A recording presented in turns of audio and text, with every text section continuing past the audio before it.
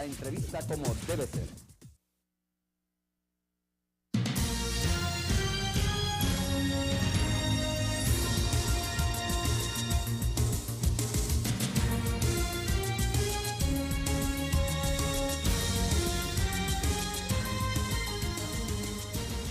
Sin temor a equivocarme, si usted le pregunta a los y las salvadoreñas cuál es el problema que más le preocupa, va a decir económico. De los dos que hemos planteado, político y económico, las proyecciones políticas y económicas. Lo político, la gente, hay una élite obviamente de salvadoreños y salvadoreñas que están pendientes ahí de qué es lo que está pasando, de que si Arena se continúa dividiendo, de que si el frente se mantiene unido, si crece uno, si crece el otro. Pero si usted le pregunta a la gente en lo económico, no hay ninguna duda que es lo que está sobre la mesa diariamente, preocupando a los salvadoreños y salvadoreñas. Así es que quiero escucharte de nuevo, Roberto, y luego le doy la palabra de nuevo a don Rafael sobre este tema. Tú apuntabas algo ya sobre esto, ¿no? Bueno. Sobre lo económico, va a ser un año difícil. ¿Cómo lo ves tú? Bueno, el escenario es el conjunto de condiciones que rodea al presidente en el plano económico. Vamos a ver qué está pasando. En primer lugar, yo creo que el presidente debe dejar los discursos y pasar a la acción. Es el fin ya de los discursos, es de pasar a la acción. Ya el tiempo de espera de que se organizara, que hay que darle tiempo, ha pasado y se necesitan hechos, no palabras. Lo que sucede es que el entorno internacional en el que está el país es muy complicado. Como decía yo, la economía salvadoreña depende de la economía norteamericana. Si Estados Unidos no sale de su crisis, no mejora su situación económica, no hay más empleo, los salvadoreños y salvadoreñas que viven allá no van a tener empleo y no van a enviar remesas. Y la lógica continúa. Si no hay remesas, no se dinamiza el consumo. Y el consumo vinculado a las remesas es el principal dinamizador de la actividad económica del país. 17-18% del PIB está generado por las remesas. Eso es número uno. Número dos, el problema de la inversión pública. En tiempos de crisis, desde John Maynard Keynes, el tema es que el Estado tiene que convertirse en un inversor que pueda generar empleos y de cualquier tipo, temporales o permanentes. El presidente de la República ofreció 100.000 empleos. Vamos a ver si se puede establecer un indicador que nos permita cuánto va avanzando la creación de esos 100.000 empleos. ¿Y está en la capacidad el gobierno de crear esos 100.000 empleos? Bueno, habría que ver en la construcción de viviendas, en el tipo de arreglo de carreteras, construcción de obras de infraestructura básica, que son responsabilidad del Estado.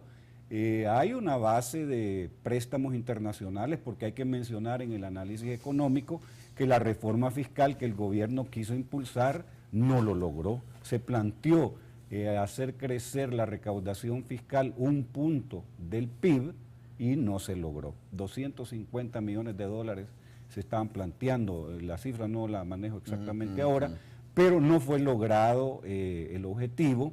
Eso explica que los poderes fácticos del país son muy fuertes, muy poderosos, impidieron una reforma modestísima. Hay que ubicar que Guatemala y El Salvador son los países en América Latina que tienen la carga tributaria más baja, 13% del PIB. El promedio en América Latina es 17% del PIB, en Europa es el 40% de la riqueza generada en un año en el PIB que se destina a los impuestos. O sea, no se pudo hablar, por ejemplo, del impuesto predial en El Salvador. Es un anatema, imposible, no es aceptable, no hay la correlación de fuerzas para poder lograr que se cobre un impuesto por las tierras que se tienen en propiedad. Entonces tenemos un panorama complicado en términos de empleo, en términos de desarrollo de obra pública. El Estado debe ser un gran inversor.